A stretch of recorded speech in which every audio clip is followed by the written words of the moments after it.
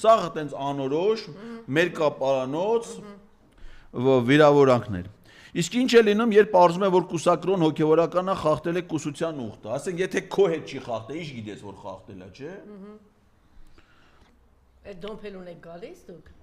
Ինքն ասա, իրա գրածներն է։ Ասում է հոգևորականը խախտել է, իսկ դու որտուց գիտես, որ խախտել է, որովհետեւ քո հետ եղածել է, չէ։ Եվ դրա բառամթերքը, դրա մտահորը։ Նա զրկվում է պաշտոնից, աստիճանից, փիլոնից։ Հիմա ո՞րն է բարոյապես ավելի ազնիվ, կամա որ հրաժարական տալ, թե ինքն մտատանջությունների գիրկը, տեսնես կլինի քնություն, տեսնես կբացահայտվի։ Ու սրան զուգահեռ նաև հանդես է գալի Աննա Հակոբյանը զուգահեռ գրառումով, ինչ ասա ասում։ Չէ, ասեք, որ այս փուլում բոլորը սկսեցին քեռուն փնտրել։ Քեռուն փնտրել, հետո մեկը քեռին հայտնվավ։ Քեռին չէ։ Քեռակինը։ Քեռակնոջը, հա։ Արմանը Բաբաջանյան։ Հա, բոլորը ասենք մտածում էին Չերևան քեռին այտենց 10-ը, այտենց 10-ը